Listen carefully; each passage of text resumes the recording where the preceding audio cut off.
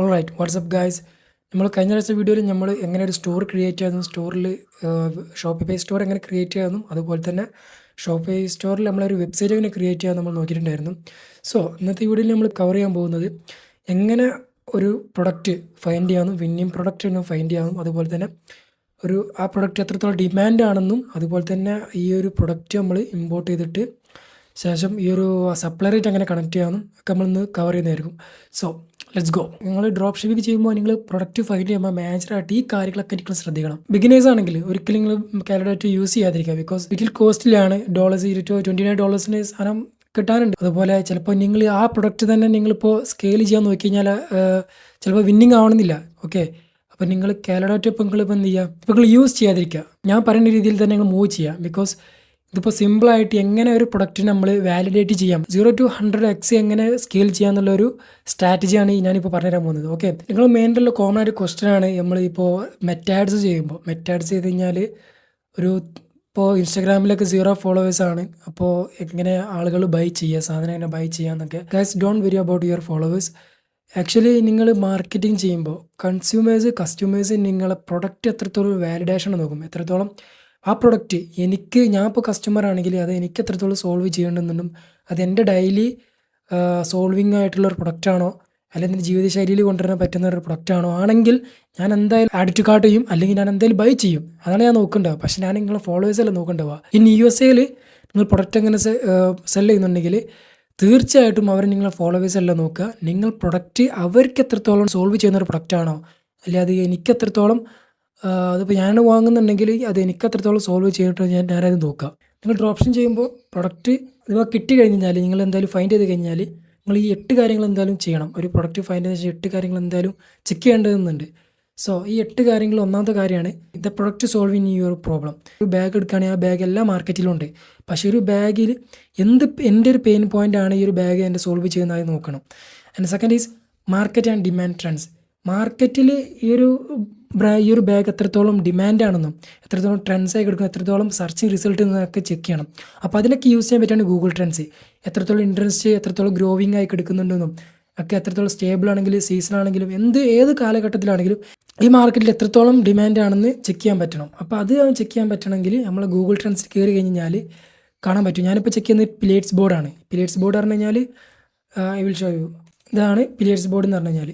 Okay, ഈ ഒരു പിലേറ്റ്സ് board എത്രത്തോളം മാർക്കറ്റിങ്ങിൽ എത്രത്തോളം ട്രെൻഡിങ് ആണ് എന്ന് ആദ്യം നമ്മൾ ചെക്ക് ചെയ്യണം. അപ്പോൾ ഞാനത് യുണൈറ്റഡ് സ്റ്റേറ്റ്സിലാണ് ചെക്ക് ചെയ്തിട്ടുള്ളത്. പാസ്റ്റ് 3 months ആളുകൾ എത്രത്തോളം സെർച്ച് ചെയ്തിട്ടുണ്ട് എന്നുള്ള ഒരു ഗ്രാഫാണ് ഇവിടെ കാണാൻ പറ്റുന്നത്. അപ്പോൾ ഇവിടെ കാണാൻ പറ്റും പാസ്റ്റ് 3 months ജനുവരി 3 നിങ്ങൾക്ക് കാണാൻ പറ്റും നല്ല റിസൾട്ടാണ്, സെർച്ചിങ് റിസൾട്ടാണ് ഇവിടെ വന്നിട്ടുള്ളത്. അപ്പോൾ ഇവിടെയൊക്കെ കാണാൻ പറ്റും ഓരോ റിസൾട്ടും നിങ്ങൾക്ക് പാസ്റ്റ് 3 months ഇപ്പോഴും ഈ ഒരു ഗ്രാഫ് ഹൈ ആയി കയറിക്കൊണ്ടിരിക്കുക. ഈ മാർച്ച് 2 ഇപ്പോഴും സെർച്ചിങ് റിസൾട്ട് ഉണ്ട്. അപ്പോൾ ഈ ഒരു പ്രൊഡക്റ്റ് ഇപ്പോഴും ഡിമാൻഡ് ഉണ്ട്. നല്ല ഹൈ വിന്നിങ് പ്രൊഡക്റ്റാണ്. ഇപ്പോഴും നല്ല സ്കെയിൽ ചെയ്യാൻ പറ്റിയൊരു പ്രൊഡക്റ്റാണ്. സോ അപ്പോൾ ഈ ഗൂഗിൾ ട്രെൻഡ്സ് യൂസ് ചെയ്തിട്ട് തന്നെ നിങ്ങൾക്ക് ചെക്ക് ചെയ്യാൻ പറ്റും ഈ ഒരു പ്രൊഡക്റ്റിന് എത്രത്തോളം ഡിമാൻഡ് ഉണ്ടെന്നും എത്രത്തോളം മാർക്കറ്റ് ട്രെൻഡ്സ് ആണെന്നൊക്കെ ചെക്ക് ചെയ്യാൻ പറ്റും. സോ അതൊക്കെ ഈ ഗൂഗിൾ ട്രെൻഡ്സ് യൂസ് ചെയ്യാം. പിന്നെ അടുത്തത് പറയുന്നത് ടാർഗറ്റ് ഓഡിയൻസ് പറയുമ്പോൾ നിങ്ങൾ ആർക്കാണ് ഈ പ്രൊഡക്റ്റ് നിങ്ങൾ സെലക്ട് ചെയ്യുന്നത്, ഡിഫൈൻ ഹൂ ഈസ് ബൈങ്. നിങ്ങൾ ആർക്കാണോ ഈ ഒരു പ്രൊഡക്റ്റ് സെലക്ട് ചെയ്യുന്നത്, അത് ടിക്ടോക്കിൽ കയറി കഴിഞ്ഞാൽ ജെൻസിക്കാർക്കാണോ അല്ലെങ്കിൽ മിഡ് ആയിട്ടുള്ള ആൾക്കാർക്കാണോ അല്ലെങ്കിൽ ഓൾഡ് ആയിട്ടുള്ള ആളുകൾക്കാണോ ഞാൻ ഈ പ്രൊഡക്റ്റ് സെലക്ട് ചെയ്യുന്നത് നോക്കണം. ഓക്കെ, ഐ മീൻ പറയുകയാണെങ്കിൽ ഇപ്പോൾ ഒരു ബാഗ് എടുക്കുകയാണെങ്കിൽ ഞാനൊരു ഈ ബാഗ് ട്രക്കിംഗ് കേസിനാണോ അല്ലെങ്കിൽ സ്കൂളിൽ പഠിക്കുന്ന കുട്ടികൾക്കാണോ അല്ലെങ്കിൽ മാഷ്മാർക്കാണോ അല്ലെങ്കിൽ ഇങ്ങനെ ഏത് ഓഡിയൻസിനാണ് ഞാൻ ഈ ബാഗ് എത്തിക്കേണ്ടത്, അതൊക്കെ നിങ്ങൾ ആദ്യം ചെക്ക് ചെയ്യേണ്ടതാണ്. സോ അതാദ്യം ചെക്ക് ചെയ്യാം. പിന്നെ അടുത്ത് പറയുന്നത് പ്രോബ്ലം സോൾവിങ് ക്യാപ്പബിലിറ്റി. അപ്പോൾ ഈ ഒരു പ്രൊഡക്റ്റ് ഞാൻ മുന്നേ പറഞ്ഞ പോലെ തന്നെ ഈ പ്രോബ്ലം ആദ്യം സോൾവ് ചെയ്യുന്ന ഒരു പ്രൊഡക്റ്റ് ആയിരിക്കണം. ഈ ഒരു പ്രൊഡക്റ്റ് മാർക്കറ്റിലുണ്ടെങ്കിൽ തന്നെ ഈ ഒരു പ്രൊഡക്റ്റ് ആളുകൾക്ക് എന്ത് തരം പ്രോബ്ലമാണ് സോൾവ് ചെയ്യാൻ നോക്കണം. പ്രൊഡക്റ്റ് വൗ ഫാക്ടർ ആയിരിക്കണം. അതുപോലെ പിന്നെ സോഷ്യൽ മീഡിയയിലും ചെക്ക് ചെയ്യുകയാണെങ്കിൽ 5 സെക്കൻഡോ 10 സെക്കൻഡോ അതിനെ ആ ഒരു പ്രൊഡക്റ്റിനെ പിടിച്ച് നിർത്തുന്നുണ്ടെങ്കിൽ ആ പ്രൊഡക്റ്റ് എന്തായാലും ഒരു വൗ ഫാക്ടറാണ്. അതായത് എന്തായാലും ഡിമാൻഡിങ് അല്ലെങ്കിൽ സോൾവിങ് പ്രൊഡക്റ്റാണ്. സോ അതിനെയാണ് വൗ ഫാക്ടർ എന്ന് പറയുന്നത്. ഇപ്പോൾ സ്ക്രോൾ ചെയ്യുന്ന ഒരു ടൈമിൽ പെട്ടെന്നൊരു ആഡ് കണ്ടിട്ട് ആ ഒരു പ്രൊഡക്റ്റ് കുറച്ച് ഒരു 5-10 സെക്കൻഡ് അത് പിടിച്ച് നിർത്തുന്നുണ്ടെങ്കിൽ ആ പ്രൊഡക്റ്റ് എന്തായാലും നമുക്ക് എന്തായാലും സോൾവ് ചെയ്യുന്ന ഒരു പ്രൊഡക്റ്റാണ് എന്ന് തോന്നുന്നതിനെയാണ് ഫാക്ടർ എന്ന് പറയുന്നത്. സോ ഇതൊക്കെ നിങ്ങൾ ചെക്ക് ചെയ്യേണ്ടതാണ്. പിന്നെ അഞ്ചാമത്തെ പറയുന്നത് പ്രോഫിറ്റ് മാർജിനാണ്. ഇതിൽ മേജർ ഒരു പ്രോബ്ലമാണ് പ്രോഫിറ്റ് മാർജിൻ. ഓക്കെ, നിങ്ങൾ പ്രോഫിറ്റ് മാർജിൻ ഇടുമ്പോൾ മാക്സിമം നിങ്ങൾ എന്ത് ചെയ്യുക, 3x അല്ലെങ്കിൽ 5x നിങ്ങൾ എന്ത് ചെയ്യുക, ഇടാൻ നോക്കുക. ഇപ്പം ഞാൻ ഇപ്പോൾ ഒരു $10 പ്രൊഡക്റ്റ് ആണെങ്കിൽ ആ $10 ഞാൻ എന്ത് ചെയ്യും, 65 അല്ലെങ്കിൽ $75 ഒരു ഞാൻ സെല് ചെയ്യാൻ നോക്കുക. ഓക്കെ, അപ്പോൾ അതിന് പറയുകയാണെങ്കിൽ ഞാൻ പ്രൊഡക്റ്റ് പ്രൈസ്, ഷിപ്പിംഗ് കോസ്റ്റ്, അതുപോലെ മാർക്കറ്റിംഗ് പ്രൈസ്, പ്ലാറ്റ്ഫോം ഫീ, കാർഡിൻ്റെ ഫീ, ഇതെല്ലാം ഫീയും കൂടി കൂട്ടിയാണ് ഞാൻ സെല്ല് ചെയ്യുക. സോ ഇതൊക്കെ കൂട്ടിയിട്ട് ഒരു 60%, ഐഡിയലി 60% ആണ് ഇടേണ്ടത്. ഓക്കെ, 60% മാക്സിമം ഇടാൻ നോക്കുക. സോ ഈ കാര്യങ്ങളൊക്കെ ശ്രദ്ധിക്കുക. നിങ്ങൾ ഈ ഒരു പ്രൊഡക്റ്റ് കോമ്പറ്റീറ്റേഴ്സ് ഉണ്ടോ നോക്കുക. ഈ ഒരു പ്രൊഡക്റ്റ് നിങ്ങൾ ആമസോണിലോ ഇബേയിലോ ഏത് പ്ലാറ്റ്ഫോമിലെങ്കിലും ആയിക്കോട്ടെ, ഏത് പ്ലാറ്റ്ഫോമിൽ ഉണ്ടെങ്കിൽ തന്നെ അവർ ആയിട്ട് നിങ്ങൾ ചെക്ക് ചെയ്യാം. ആ പ്രൊഡക്റ്റ് എത്രത്തോളം ബയേഴ്സ് വാങ്ങിയിട്ടുണ്ട്, അവരുടെ റിവ്യൂസ് നോക്കുക, ഈ പ്രൊഡക്റ്റിൻ്റെ വാല്യൂ നോക്കുക, ഈ പ്രൊഡക്റ്റ് ഇപ്പോഴും ഡിമാൻഡിങ് ആണോ ട്രെൻഡിങ് ആണോ എന്ന് ചെക്ക് ചെയ്യുക. ഓക്കെ, അതിനൊക്കെ യൂസ് ചെയ്യുക. ആമസോണൊക്കെ യൂസ് ചെയ്യുക, അതുപോലെ ഇബേ യൂസ് ചെയ്യുക, അങ്ങനത്തെ കോമ്പറ്റീറ്റേഴ്സ് ഒക്കെ യൂസ് ചെയ്യാം. അടുത്തെന്ന് പറഞ്ഞാൽ ലോജിസ്റ്റിക് ആൻഡ് ഷിപ്പിംഗ്. ഈ ഒരു പ്രൊഡക്റ്റ് ഇതിന് വെയിറ്റും അതുപോലെ തന്നെ ഈസി ആയിട്ട് ഷിപ്പിംഗ് ചെയ്യാൻ പറ്റുന്ന ഒരു പ്രൊഡക്റ്റ് ആണെന്നൊക്കെ ചെക്ക് ചെയ്യണം.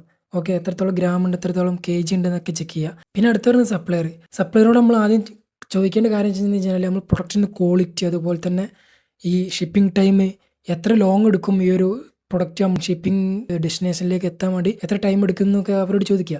സോ ഈ 8 കാര്യങ്ങളൊക്കെ നിങ്ങൾ ഡ്രോപ്പ് ഷിപ്പ് ചെയ്യുമ്പോൾ അറിയേണ്ടതുണ്ട്. സപ്ലയർ എങ്ങനെ നമ്മളെ ഷോപ്പിഫൈ ആയിട്ട് കണക്ട് ചെയ്യുക എന്നുള്ളൊരു സ്റ്റെപ്പ് കൂടി ഞാൻ പറഞ്ഞുതരാം.